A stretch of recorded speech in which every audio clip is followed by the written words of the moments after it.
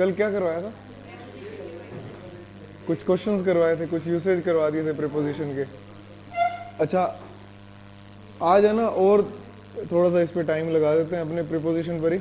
एक दो चीज़ें और है जो बात करने वाली हैं, फिर उसके बाद अपने कल जैसे फ्रेजल वर्ब देख लेंगे कि प्रीपोजिशन का फ्रेजल वर्ब में क्या यूज़ होता है, और जो भी इंपॉर्टेंट पॉइंट्स है वो कल देख लेंगे अपने। ठीक है, आज थोड़ा सा देख लेते।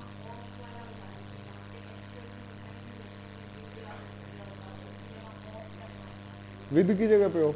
देखो एक पॉइंट आता है ऑफ का, एक मैंने आपको शायद है ना प्रोनाउन के अंदर ये बताया था कि ऑफ जो होता है वो पोजेशन को बताता है। ये ऐसा प्रीपोजिशन है जो पोजेशन को बताएगा। ठीक है, ऑफ थोड़ा सा इंपॉर्टेंट है वैसे तो। और एक और प्रीपोजिशन होता है वैसे अपने पास में, बाय और विद। बाय और विद भी होता है अपने पास, इनको भी देख लेंगे आज साथ साथ ही। ठीक है, ऑफ, बाय और विद ये सब देख लेते हैं। अब अगर बात करें इसकी ऑफ की, तो आपने स्पेसिफिकली इसके यूज कहाँ पर देखे होंगे? जैसे कई बार अपने बोलते हैं ना कि लिविंग के साथ में एपोस्ट्रोफी एस आता है और नॉन लिविंग के साथ एपोस्ट्रोफी एस नहीं आता है। जैसे आपने ऐसा पढ़ा होगा, ये बहुत ही कॉमन सा एग्जांपल है, पेन्स ब्लेड, है ना। ये गलत होता है क्योंकि एपोस्ट्रोफी एस आपको पोजेशन या रिलेशन बताता है, और जो पेन है या ब्लेड है ये दोनों के दोनों नॉन लिविंग है। नॉन लिविंग याद है आपको? नॉन लिविंग क्या होता है? क्या होता है नॉन लिविंग? मतलब वही वाला पॉइंट जो पहले मैंने मना किया था, वही वाला पॉइंट है ये। नॉन लिविंग का मतलब निर्जीव नहीं होता।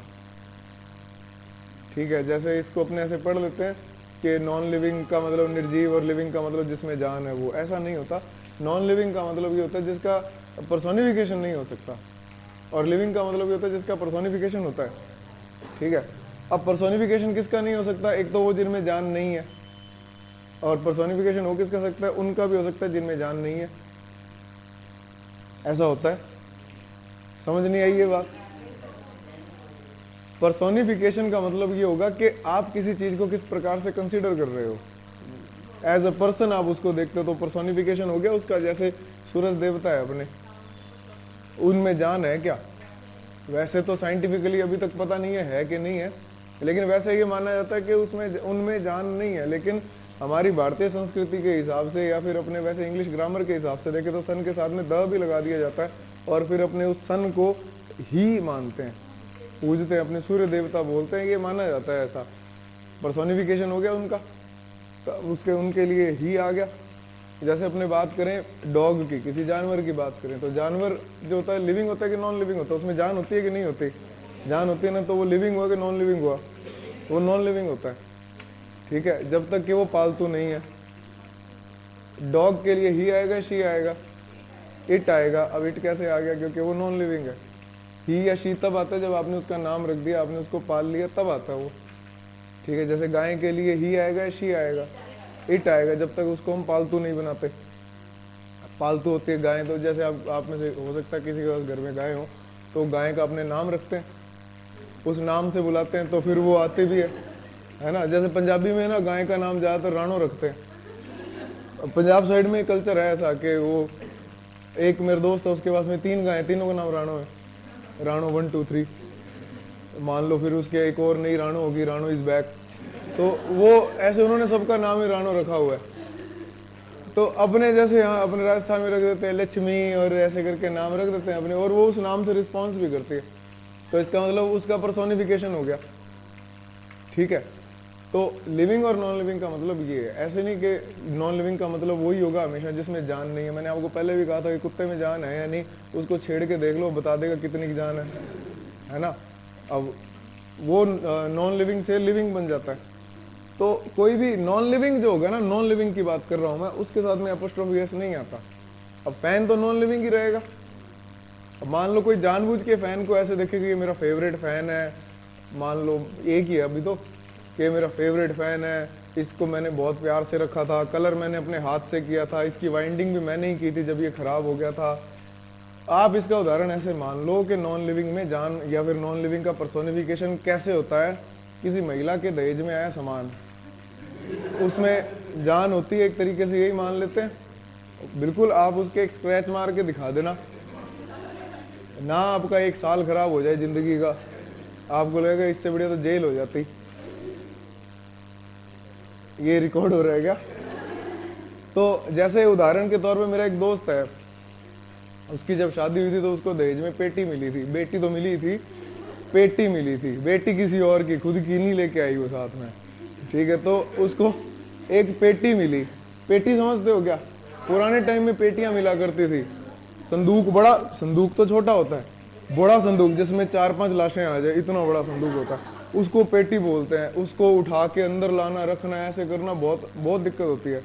तो लगभग 3 साल तक उसकी वो जो पेटी है, क्योंकि उन्होंने मना किया था कि उनको पेटी नहीं चाहिए, वो जब तक पेटी नहीं देंगे तब तक दिखेगा कैसे कि दहेज का सामान है। दिखाना भी तो होता है पड़ोसी को, और दहेज आया इसका, क्योंकि उसके लिए ट्रक लाना पड़ता है।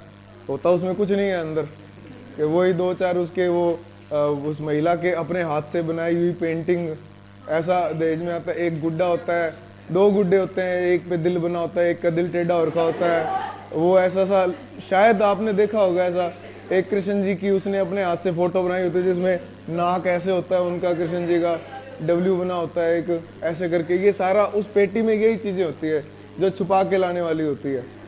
तो वो सारा जैसे ही सामान वगैरह आता है उसके पास दहेज का, तो वो पेटी जो है ना, उसके बेचारे की जगह नहीं थी घर में रखने की, तो उसने क्या किया, अपनी खुली वाली छत पे रख दिया।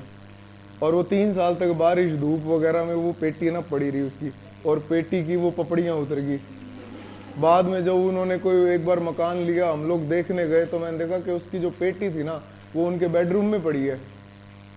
क्योंकि उनके बेडरूम, बड़ा मकान ले लिया, बेडरूम में जगह पड़ी है, तो है ना, मैंने कहा ये ले भाई, भाभी तो बावड़ी हो गई, पेटी है इधर घर के अंदर, तो क्या बेडरूम के अंदर है। कहते यहाँ 3 दिन तो इस पे ही सोई रही थी, वो इस पे ही बैठ के खाना खा रही थी।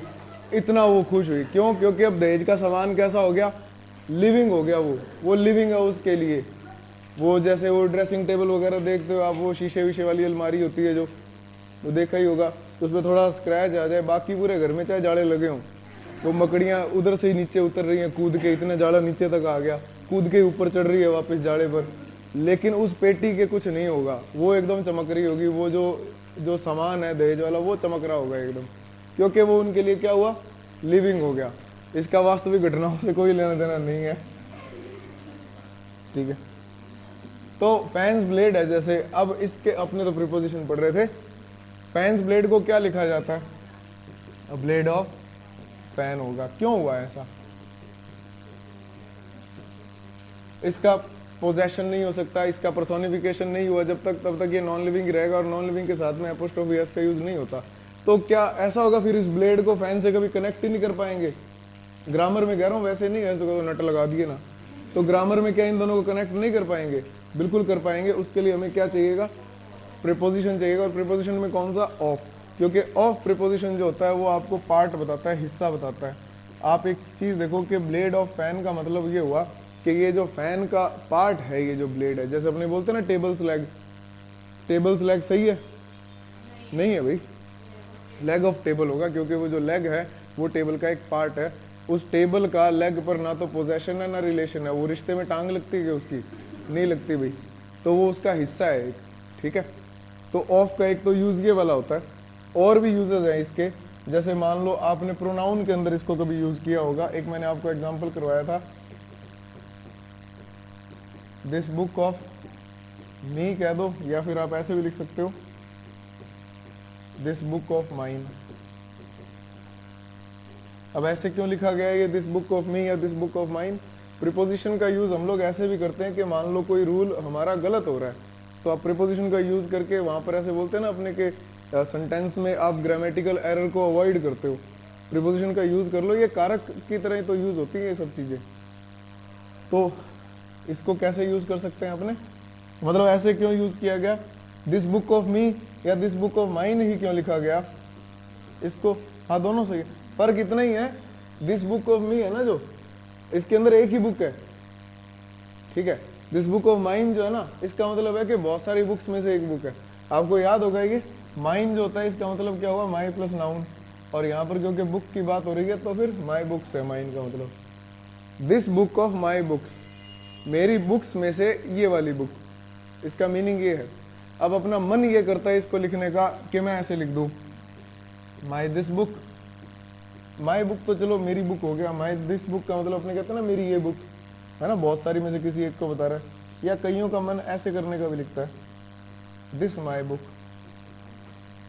दोनों में से कौन सा सही हुआ? दोनों ही गलत है। क्यों गलत है? कारण बता दो।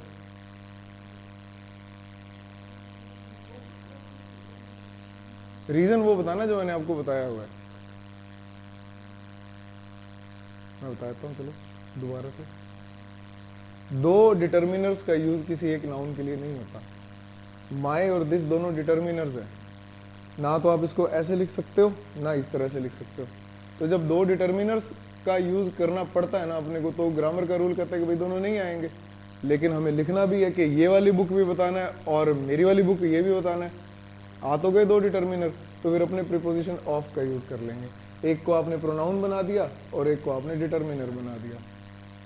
माई दिस बुक बोलने में अच्छा लगता है, सुनने में अच्छा लगता है, लेकिन ये स्पोकन तक ही लिमिटेड रखना चाहिए, ग्रामर में नहीं होना चाहिए ऐसा। दिस बुक ऑफ माइन या दिस बुक ऑफ मी, ये दोनों सही रहते हैं।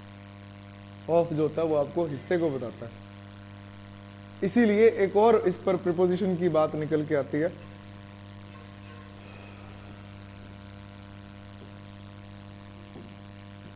जैसे अगर ये लिखा जाए, हो सकता है कि मैंने भी आपको फ्लो में कभी ये गलत बता दिया हो, आज सही कर लेना। This is sorry, he is the best doctor of our city.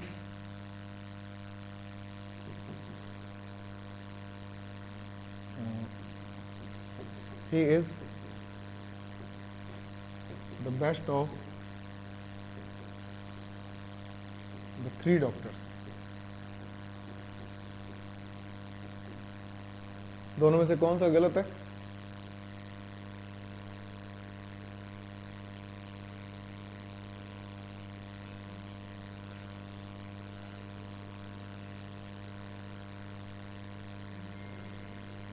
दिखने में कौन सा गलत लग रहा है? दोनों ही गलत लग रहे हैं, तो दोनों को सही करो। ऊपर वाले में इन आएगा, क्यों आएगा भाई? फर्स्ट वाला जो है ना, ये गलत है। जब भी सुपरलेटिव डिग्री का यूज किया जाता है तो आपको ऑफ का यूज नहीं करना होता, इन का यूज करना होता है। इन आवर हॉस्पिटल आएगा, इन आवर सिटी आएगा, इन आवर ग्रुप आ जाएगा। जब भी सुपरलेटिव डिग्री का यूज करेंगे तो इन का यूज करना, ऑफ का नहीं करना, क्योंकि ऑफ जो वो आपको कनेक्शन बताएगा। जैसे सेकंड वाला देखो, ये सही है, ही is the best of the three doctors. इसके सुपरलेटिव डिग्री के साथ में ऑफ का यूज सिर्फ इस केस में होगा जब आप ऐसी बात लिखते हो, the best of the three, the most useful of these topics. जैसे आप यहाँ पर कोई नाउन ना लगा करके डायरेक्ट जब आप इसको किसी ग्रुप से कनेक्ट करते हो तब ऑफ का यूज किया जाता है। ये पॉइंट आया समझ में? हम लोग यूजुअली ऐसे ही पढ़ते हैं कि the most useful method of all the others वगैरह, ऐसे कुछ भी लिख देते हैं अपने, तो वहां पर ऑफ नहीं आता, इन आता है। क्योंकि ऑफ जो है वो आपको कनेक्टिविटी के बारे में बताएगा। ऑफ जो होता है वो बाकी चीजों को इससे कनेक्ट कर रहा है, जबकि इसके अंदर जरूरत नहीं है। अब आप कहोगे क्यों जरूरत नहीं है, कनेक्ट क्यों नहीं करना? क्योंकि असल में कंपैरेटिव डिग्री और सुपरलेटिव डिग्री जो होती है वो एक्सक्लूजन का काम करती है, इंक्लूजन का नहीं करती है। और ये एक्सक्लूजन और इंक्लूजन क्या होता है?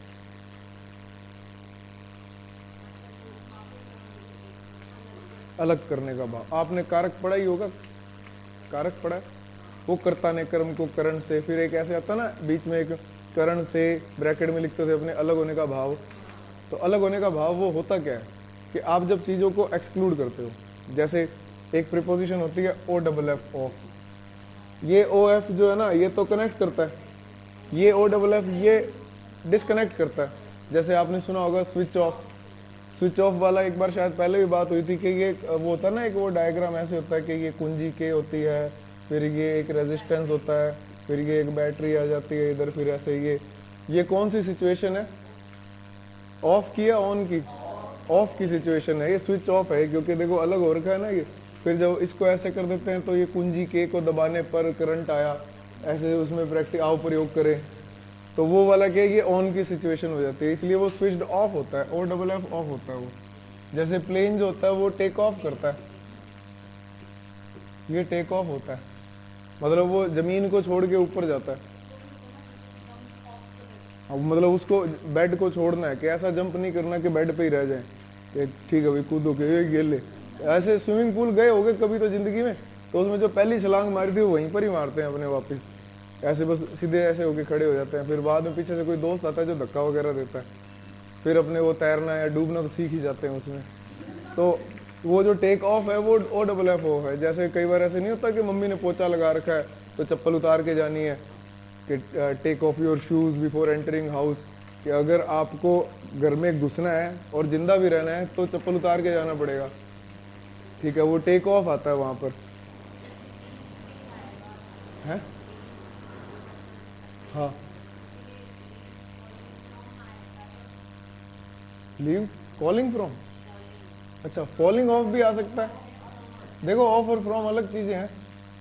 ये तो है ना, जो फ्रॉम होता है वो सोर्स बताता है आपको, वो ट्री से गिर रहा है। अच्छा अगर आप कहते हो कि फॉल ऑफ तो इसका मतलब वो अलग हो गए। फॉलिंग फ्रॉम इसका मतलब कहाँ से गिर रहा है, आप उस चीज़ का जवाब दे रहे हो कि वो पेड़ से गिर रहे हैं, ठीक है। तो फर्क आया था थोड़ा सा प्रिपोजिशन को चेंज करते ही अपने पास। जैसे ये वाला समझ आ गया कि इधर कौन सा प्रिपोजिशन आएगा। अच्छा एक और है, आपको ये बता दिया था क्या?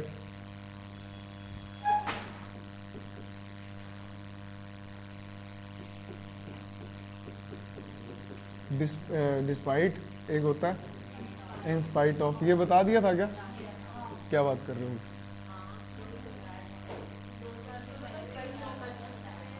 ये दोनों सेम है, इसके साथ ऑफ आता है इसके साथ नहीं आता। अच्छा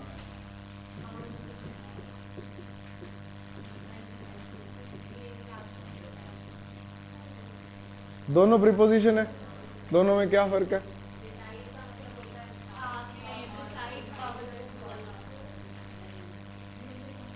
बावजूद तो इन स्पाइट ऑफ या डिस्पाइट होता है, ये होता है डिस्पाइट वर्किंग हार्ड ही या शी कैन नॉट तो नहीं, has not got what he या शी वांट्स, वो वाला कि हार्ड वर्क करने के बावजूद उसको वो रिजल्ट नहीं मिल रहा जो वो चाहता अथवा चाहती है। देखो ये बिसाइड है, बिसाइड का मतलब साथ में,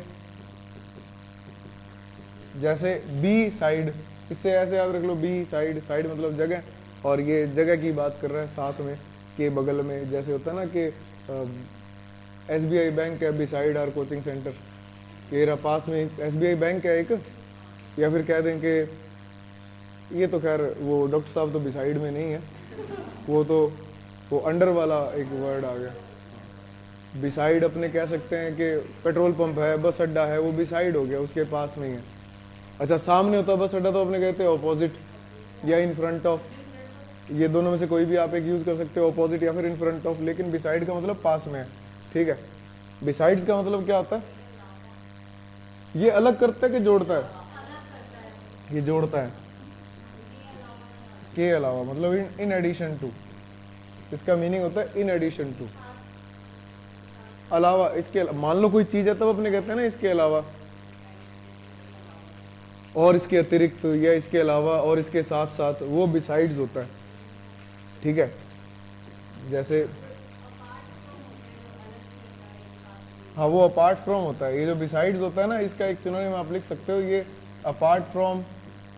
ये आपको दो मीनिंग बताएगा अपार्ट फ्रॉम, एक तो ये एक्सक्लूजन बताता है और ये इंक्लूजन भी बताएगा। जैसे मान लो अपने इन सब के एग्जांपल लिख लेते हैं, मान क्या लो लिख ही लेते हैं।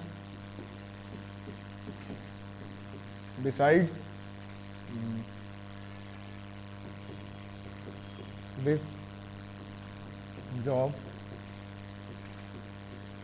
he wants to join, he या she जो भी आप लिखोगे, मैं बार बार इस बात को कह रहा हूँ, he या she wants to join a government sector। और अगर एक सेंटेंस को मैं ऐसे लिखूं, बिसाइड्स दिस जॉब, या फिर बाद में भी लिख सकते हो इसको, बिसाइड्स दिस जॉब he या she does not have anything to do। अब दोनों में से कौन सा सही है? और एक चीज और देख लेना, मुझे ऐसा लग रहा है कि अगर अपने इस बात को नहीं करते तब आपको ये दोनों सेंटेंस सही लगते, क्योंकि बिसाइड्स का अभी भी सही लग रहा है। बिसाइड्स का यूज अपने ना, ये वाला सही क्यों नहीं है?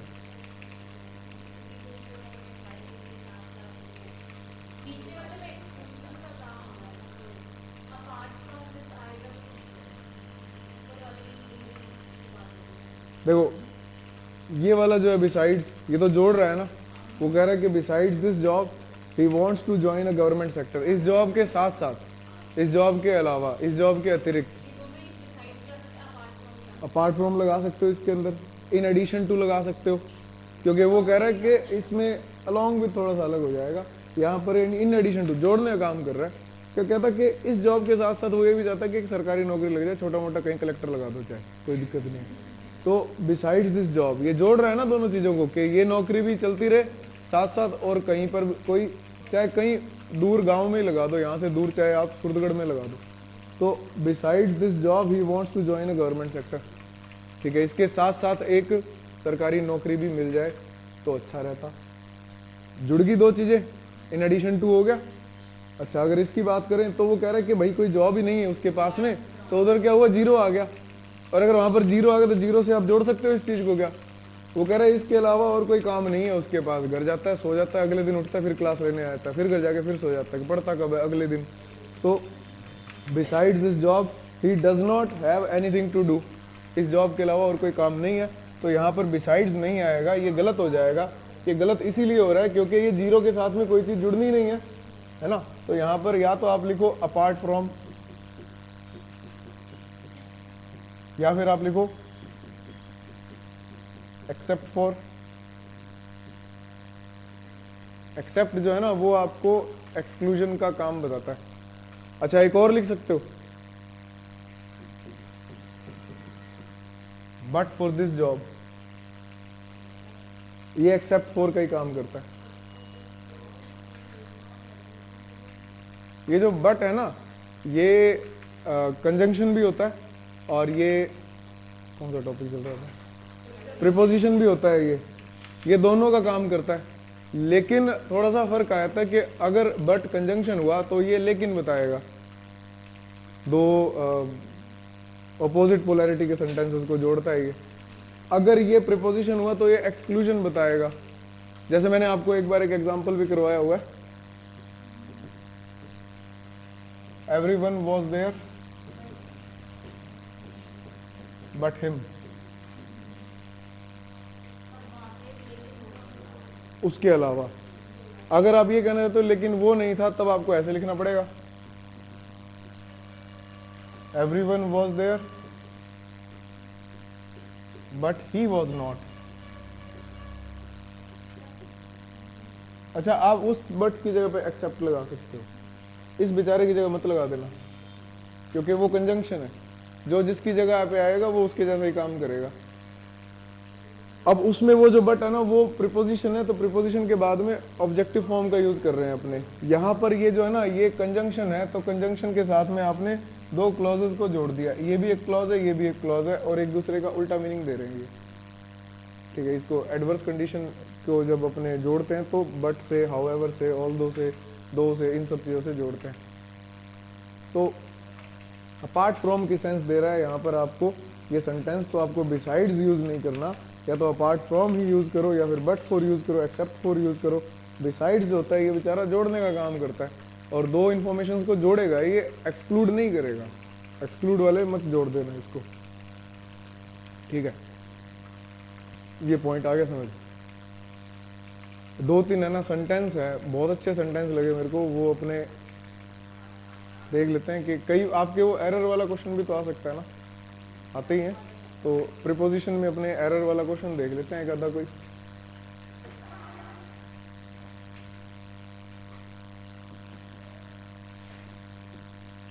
जैसे एक तो ये है, she has objected to buy this house.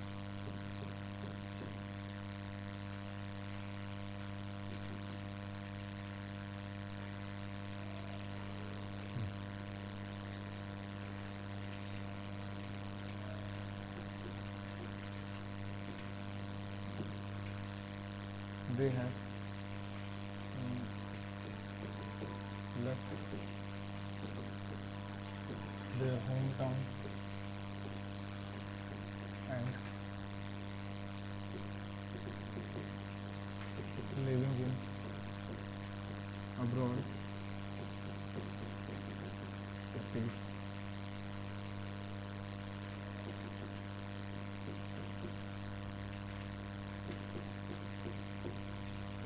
A young boy was so desperate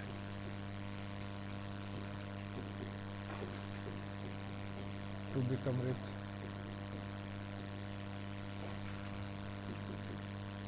that he resorted to steal money.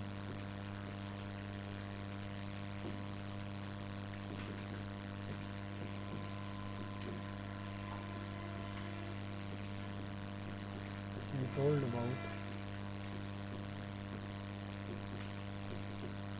everything you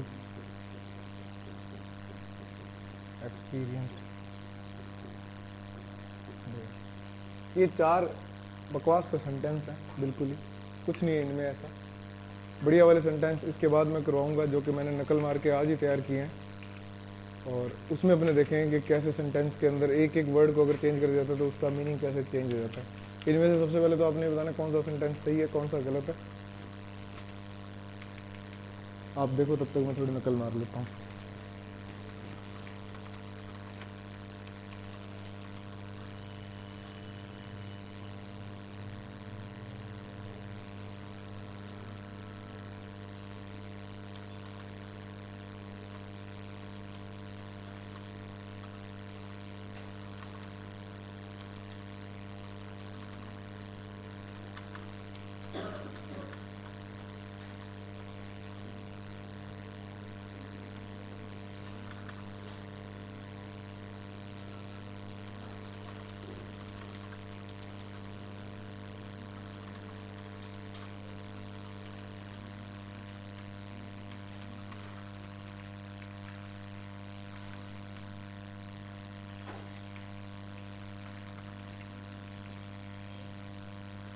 लिख लिया? पहले का आंसर क्या है? 2 नहीं आएगा। इन बाइंग, देखो ऑब्जेक्ट के साथ तो 2 ही आता है, ठीक है। ऑब्जेक्ट वाला है ना, इसके साथ तो 2 ही आएगा। आपने मूवीज देखी होंगी, हिंदी फिल्में तो देखी होंगी, उसमें वो वकील वाले सीन आते हैं, वो I object my lord, I object your honour, वो बैटमैन सा बन के खड़ा होता है एक वकील। कभी देखा है ऐसी यूनिफॉर्म में वकील को आपने? ये ऐसी यूनिफॉर्म में वो नहीं, वकील तो रियल में देखे हैं हमने, इस यूनिफॉर्म में कब देख लिया? मैं तो सिर्फ काले कोट में ही देखे हैं।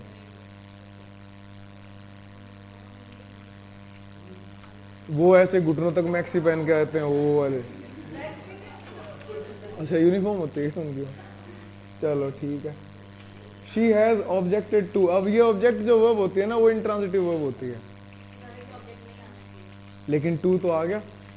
अब वो टू का ऑब्जेक्ट है, और अगर टू का ऑब्जेक्ट आपको मिला ना किसी भी सेंटेंस के अंदर, तो आप ये समझ लेना कि वो टू वहां पर प्रीपोजिशन है, ठीक है।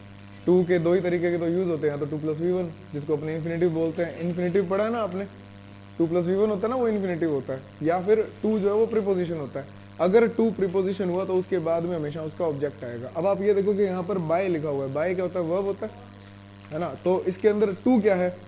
प्रीपोजिशन है। क्यों है प्रीपोजिशन? हमें कैसे पता लगा? क्योंकि ये ऑब्जेक्टेड जो है ये इंट्रांजिटिव वर्ब है। इंट्रांजिटिव वर्ब के बाद में ये भाई साहब आए तो ये प्रीपोजिशन बन जाएगा, और अगर ये प्रीपोजिशन है तो यहाँ पर बाय नहीं आएगा, यहाँ पर बाइंग आ जाएगा, ठीक है। ऑब्जेक्टेड टू बाइंग आएगा। जच नहीं रहा ना? 2-3 बार पढ़ो इसको, जच जाएगा ये, फिर गलत वाले नहीं जचेंगे। She has objected to buying this house, ठीक है। या तो ऐसे होगा शी हैज ऑब्जेक्टेड, जैसे अपने बोलते हैं ना कि he is going to his home, ये भी तो बोल सकते हैं। अब वो जो हिज होम है वो किसका ऑब्जेक्ट है? टू का ऑब्जेक्ट है। इसी तरह से अगर मैं ये बोल दूं यहाँ पर she has objected to buying, अब ये बाइंग किसका ऑब्जेक्ट है? टू का है। क्यों? क्योंकि ऑब्जेक्टेड जो है वो इंट्रांजिटिव वर्ब है, ये ट्रांजिटिव वर्ब नहीं है। मन नहीं मान रहा ना? देखो ये है इंट्रांजिटिव वर्ब, पहला पॉइंट। इंट्रांजिटिव वर्ब के साथ में प्रीपोजिशन आती है तो दो केस बनते हैं, या तो वो प्रीपोजिशन ही रहेगा या फिर वो फ्रेजल वर्ब बनेगा। ठीक है, दोनों ही केस के अंदर क्या होगा, दोनों केस के अंदर ही चाहे ये प्रीपोजिशन रहे चाहे ये दोनों मिलकर फ्रेजल वर्ब बन जाए, अगर आपने इसके बाद जो भी वर्ड लगाना है तो वो उसका ऑब्जेक्ट लगाना है। अच्छा, अब बाय क्या होता है? बाय तो वर्ब है, लेकिन ये किसकी डिमांड कर रहा है? ऑब्जेक्ट की। तो वर्ब को कभी ऑब्जेक्ट बना पाए हम लोग? बिल्कुल। कैसे?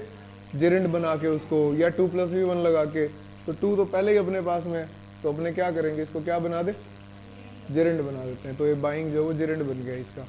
और जेरेंड जो है यहाँ पर किस चीज़ का काम कर रहा है? ऑब्जेक्ट का काम कर रहा है। नहीं 2+v1 नहीं आएगा, यही तो कंफ्यूज कर रहा है एग्जामिनर आपको, कि हमने ऐसे मान लिया कि ऑब्जेक्टेड का ऑब्जेक्ट कौन हुआ? 2+v1। ऑब्जेक्ट एक ऐसी वर्ब है जिसका ऑब्जेक्ट नहीं होता, ऐसे तो याद रहेगा। ऑब्जेक्ट वर्ब का ऑब्जेक्ट नहीं होता। ठीक है, अगला देखो, they have left there home town and living in abroad happily. ऐसे लिखना था मैंने, प्रिंटिंग एरर हो गई है। And are living in abroad, in क्यों नहीं आएगा? इन क्यों नहीं आएगा? इन की जगह कारण?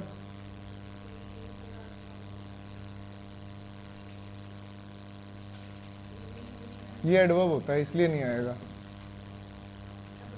अब्रॉड एडवर्ब होता है, ये नाउन नहीं होता। होम एडवर्ब होता है, नाउन नहीं होता। बहुत सारे केसेस में होम एडवर्ब होता है, नाउन नहीं होता। ये तो बताया हुआ है।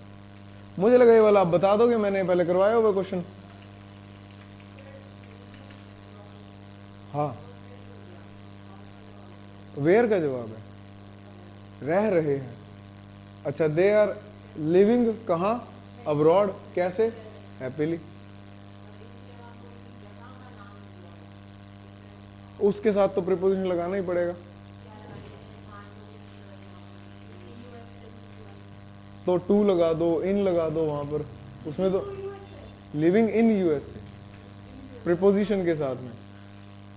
वो तो डिपेंड करेगा ना कि आप किस तरह की वर्ब के साथ में कौन सा वो ऑब्जेक्ट यूज कर रहे हो, है ना। जैसे मान लो अपने इसको ऐसे लिखा। अच्छा, इसमें भी एक गड़बड़ और है जो मैंने आपको एक और बताई हुई थी, ये जानकर कैसे लिखा गया है। तो they are living in the US and a. ठीक है, इन द आएगा, इन आएगा क्योंकि वो वहां पर रह रहे हैं। गोइंग के साथ में टू आता है, going to USA, living in USA. ठीक है, कमिंग इंडिया या coming to India? To India. Living in India हो जाएगा, वो प्रीपोजिशन है ना। कौन सी वर्ब आ रही है उसके अकॉर्डिंग तो डिपेंड करती है। आपको आज पेज मिल जाएगा ये वाला कि कौन सी वर्ब के साथ में, कौन से नाउन के साथ, कौन से एडजेक्टिव के साथ में किस प्रकार के प्रीपोजिशन का यूज किया जाता है। पढ़ना पड़ेगा, वो याद करना पड़ेगा। गोइंग इन आ सकता है वैसे तो, लेकिन एक ये होता है ना, मैं कह दूं कि आई am going in the house. अब अगर बाहर खड़ा होके मैं ये बोल रहा हूं कि मैं अंदर जा रहा हूं, तो गोइंग इन आ गया। अगर मान लो यहां से अपने बोल रहे हैं कि भाई मैं जा रहा हूं घर, मेरे को नहीं पढ़ाना प्रीपोजिशन, मान लो मैं ऐसे कह दूं, तो I am going to house, my home, ये हो जाएगा। ठीक है, गोइंग टू। और मान लो कि अगर बिल्कुल घर के बाहर ही खड़ा हूं और मैं सोच रहा हूं कि बीच में टॉपिक छोड़ाया, मजा नहीं आया, बढ़ने दो, फिर मैं कह रहा हूं आई am going in my house, तो इन आ गया वहां पर। बिल्कुल वर्ब पे तो सारा कुछ, वर्ब पे, नाउन पे, एडजेक्टिव पे, हर चीज पे डिपेंड करेगा कि कौन सा प्रीपोजिशन आपने यूज करना है, उसका मीनिंग चेंज हो जाता है। ये तो फिर भी थोड़े बहुत अच्छे एग्जाम्पल है, मैं आपको बिल्कुल ही लल्लू से एग्जाम्पल के बारे में बताता हूँ इसमें। पहले बताओ यहां तक कुछ कहानी समझ आई क्या? हाँ तो बन गया ना, बिल्कुल सही बात है। ये ऑलरेडी एडवर्ब है, इसलिए वही वाली बात कि मेरा एक दोस्त है, उसको कोई बेवकूफ नहीं बना सकता, तो पहले से है। ये वाला जो वर्ड है ये पहले से एडवर्ब है, तो इसके साथ में प्रीपोजिशन आपको लगाने की जरूरत ही नहीं है क्योंकि पहले से ही एडवर्ब है। एक गड़बड़ हो रही है इस सेंटेंस के अंदर, वो बताओ कौन सी है। और ये जो गड़बड़ है ये एडवर्ब से रिलेटेड गड़बड़ है।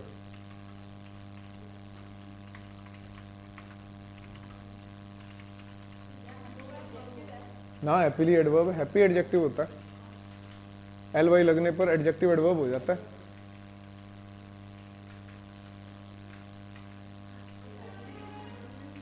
हैप्पीली नहीं आएगा, सैडली लिखना है। हैप्पीली को पहले लगा देंगे, क्यों भाई?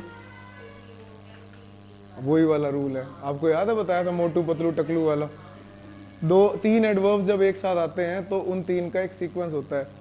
एम मतलब मैनर, प्लेस और उसके बाद में टाइम। अच्छा ये क्या है, कैसे रह रहे हैं वो? हैप्पीली, खुशी से रह रहे हैं और उनकी खुशी देख के हम दुखी हो रहे हैं। ठीक है, तो ये क्या हो गया? मैनर हो गया। और ये क्या हो गया? प्लेस हो गया। ये बनेगा they are living happily abroad.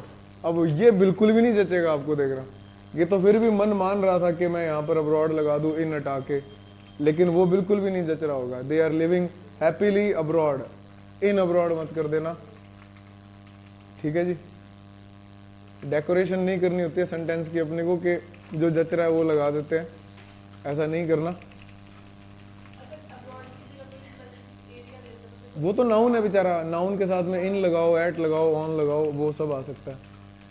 They are living happily, मान लो नागपुर चले गए, इन नागपुर, कि उन्होंने अपना होम टाउन छोड़ दिया और अब नागपुर में रह रहे हैं, तो वहां पर इन नागपुर आ जाएगा। अब अब्रॉड जो है ना वो ऑलरेडी एडवर्ब है एक। ये टफ है क्या बहुत ज्यादा, या राइटिंग ज्यादा गंदी है? दूसरे वाले ऑप्शन में, राइटिंग वाली बात में। अच्छा, मुझे लगा डिसाइड नहीं कर पाए राइटिंग गंदी है कि ये एक तरीका है लिखने का। तो नई चीज है भाई, कंफ्यूजन तो होगी, डेफिनेटली होगी आप लोगों को, क्योंकि एक तो वो होता है पॉइंट कि आपको बिल्कुल मैं जीरो से कोई चीज बताता हूँ कि आपने कभी नहीं पढ़ी वो, तो उसके अंदर आप मेरा विश्वास कर लोगे। एक वो पॉइंट जो आप पहले से पढ़ते आए हो उसके अंदर मैं आपको कोई नई चीज बता देता हूँ और मैं कहता हूँ कि नहीं ये मेरे वाला ही सही है, तो कन्फ्यूजन तो होएगी। ठीक है, तो आप इसको एक्सेप्ट करो, इस चीज को नंबर नहीं कटने दूंगा ऐसे में, कट भी गए तो मैं आऊंगा ही नहीं। अगला देखो, इन द यूएस से बनेगा। वो क्या हो गया? यूएस से बेचारा एक ऐसे देश का नाम है जो यूनियंस होती है उनके साथ में हमेशा द का यूज करते हैं, तो फिर ये नहीं आएगा। इन द कैलिफोर्निया थोड़ी ना लगाना है, इन कैलिफोर्निया हो जाएगा, इन दिल्ली हो जाएगा, इन इंडिया हो जाएगा। भारत देश के साथ में द नहीं आता, ये अच्छी बात है क्योंकि भारत एक नेशन है, ये कोई स्टेट नहीं है कि उसको आप इकट्ठा करके बना रहे हैं। हालांकि अंडर प्रोसेस है अभी तक नेशन के, ये ऐसा मानते हैं ना, आपने पॉलिटी में पढ़ा होगा ये कि वो नेशन क्या होता है और स्टेट क्या होती है, दोनों में डिफरेंस क्या है। फिर नेशन जो है वो यूनियन एक चीज हो रहती है, मतलब ये चीजें आपने पढ़ी होंगी, आपको आता ही है। खैर आगे देखते हैं। A young boy was so desperate to become rich that he resorted to steal money. एक टाबर इतना डेस्परेट था अमीर बनने के लिए कि उसने बेमन चोरी भी कर ली।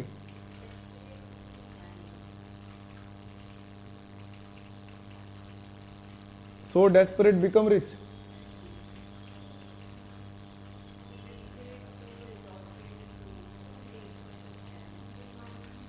फिफ्टी 50, दो ऑप्शन डिलीट कर दें।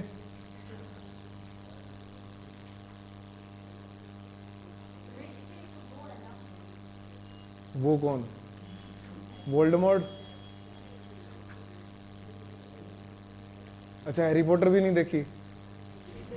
जिसका नाम नहीं लिया जाता इसलिए सब उसको वो ही बोलते हैं। क्या वो नक्कटा आ गया? अब देखो, रिसोर्टेड जो वर्ब है ये भी इंट्रांजिटिव होती है। रिसोर्टेड जो वर्ब है ना, जो बेमन कोई काम करते हैं अपने, जैसे मान लो अपने इंग्लिश पढ़ रहे हैं जैसे, तो बेमन जब अपने कोई काम करते हैं तो उसको रिसोर्टेड कहा जाता है, और उसने बेमन जो है वो पैसे भी चुरा लिए। और ये जो वर्ब है ये इंट्रांजिटिव वर्ब है। इसके बाद में ये टू आ गया। अब टू यहाँ पर क्या है? इसका हिस्सा है क्या? ये टू प्लस V1 है या फिर ये प्रीपोजिशन है? तो यहाँ पर क्या आ जाएगा? स्टीलिंग आ जाएगा। ये इतना सा आंसर है इसका। अच्छी वर्ब है ये रिसोर्टेड और ऑब्जेक्ट। या अच्छा ये बताओ अब, इससे आसान क्वेश्चन है नहीं पूरे ब्रह्मांड में।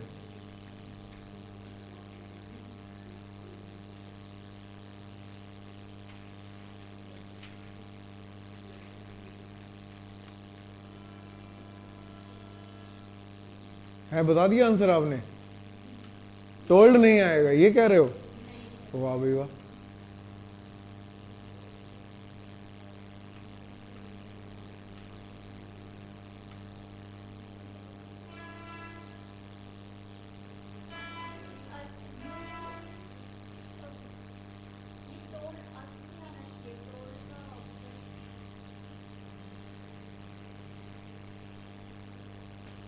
देखो टोल्ड अबाउट जो होता है ना, ये होता ही नहीं है, टॉक अबाउट होता है।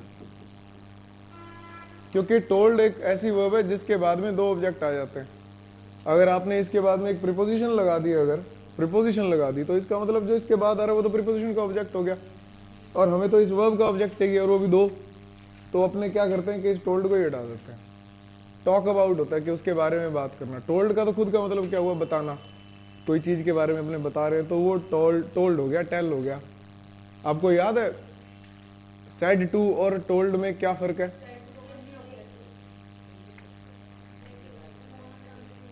मोनोट्रांजिटिव वर्ब होती है। और एक और अंतर भी बताया था मैंने, जिस पे अपनी एक 15 मिनट की डिस्कशन हुई थी, वो विभक्तियों वाली जो बात हुई थी। मैंने आपको एक हिंदी ट्रांसलेशन भी दी थी उसके लिए। मैंने उसे कहा था, मैंने उससे कहा था, मैंने उसे कहा था कि इंग्लिश क्या होगी? मैंने उसे कहा था, आई टोल्ड हिम। ठीक है, टोल्ड का ऑब्जेक्ट कौन है? उसे कहा था। मैंने उससे कहा था, इसकी हिंदी क्या होगी? क्या होगी इसकी हिंदी? हिंदी बोली है। मैंने उससे कहा था, ये क्या बनेगा? इसकी ट्रांसलेशन क्या होगी?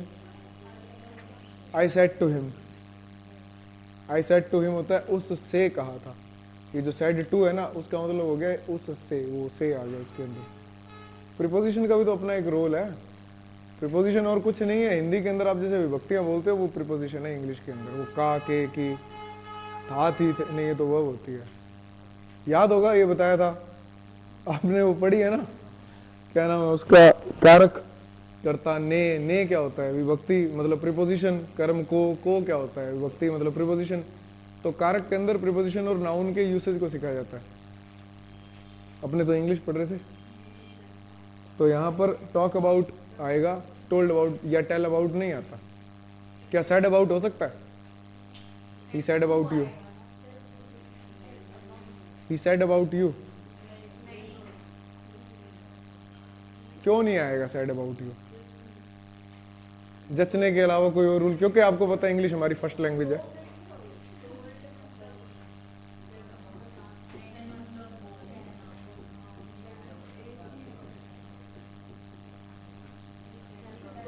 ये सही है गलत है इतना बता दो। कारण?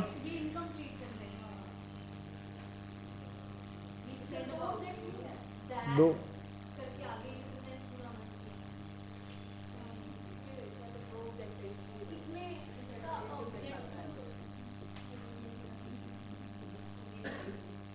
ये सही है।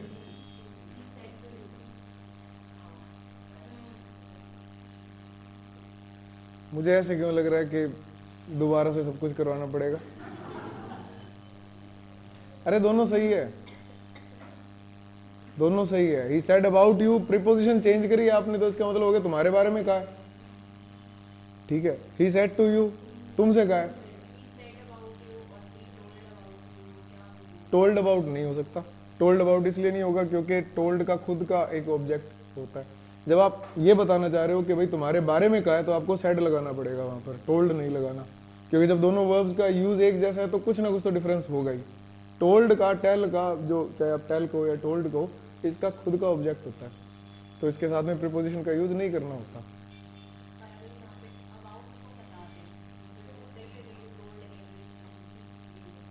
हाँ ये भी सही है, कोई गड़बड़ नहीं है। मैं तो प्रीपोजिशन टॉपिक चल रहा है तो इसको ज्यादा कंसीडर कर रहा हूं। अगर आप ऐसे करते हो कि you told everything you experience there, दोनों सही है ये। आप बीच में दैट वगैरह लगा सकते हो, अगर आप लगाना चाहो तो आपकी इच्छा है। कई बार आप देखोगे कि दो क्लॉजेस को ऐसे जोड़ रहे हैं तो बीच में दैट या वट का यूज नहीं कर रहा हो। लेकिन आप अगर टोल्ड को रखना चाहते हो तो आप अबाउट को हटाओ, अगर आप अबाउट को रखना चाहते हो तो आप फिर टोल्ड को हटाओ और टॉक लगाओ। ये दोनों साथ में नहीं आएंगे, या तो इसे हटाओ या इसे हटाओ, दोनों को साथ में मत लगाओ, ठीक है। और ये जो सेड जो वर्ब है, ये आपको मैंने बताया था, ये इस तरह की ट्रांजिटिव वर्ब है कि इसके बाद में नॉन लिविंग ऑब्जेक्ट आ सकता है, लिविंग ऑब्जेक्ट इसका नहीं होता। He said the truth.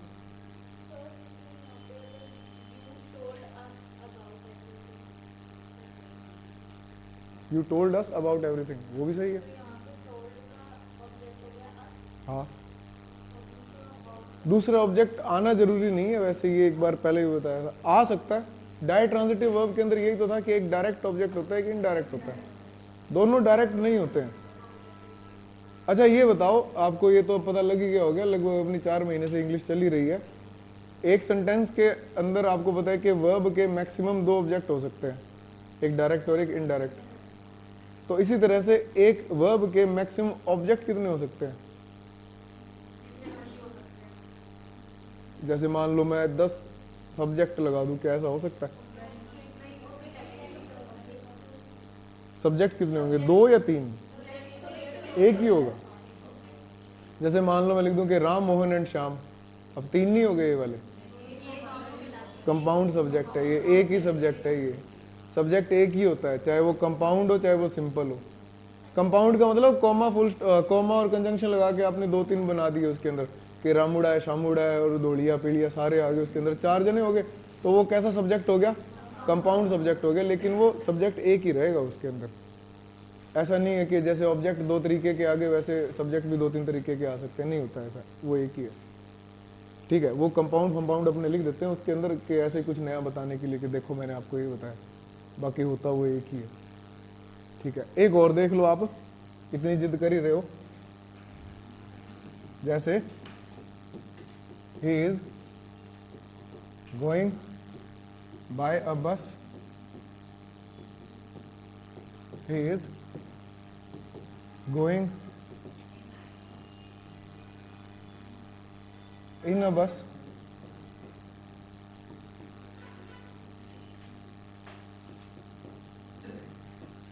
they have arrived by car, they have arrived in my car। इनमें से कौन सा सही है कौन सा गलत है? इतना मैं आपको बताता हूं कि कुछ ना कुछ गलत तो जरूर है इसमें। फर्स्ट और लास्ट गलत है या सही है? फर्स्ट वाले को सही करना, 2 आएगा।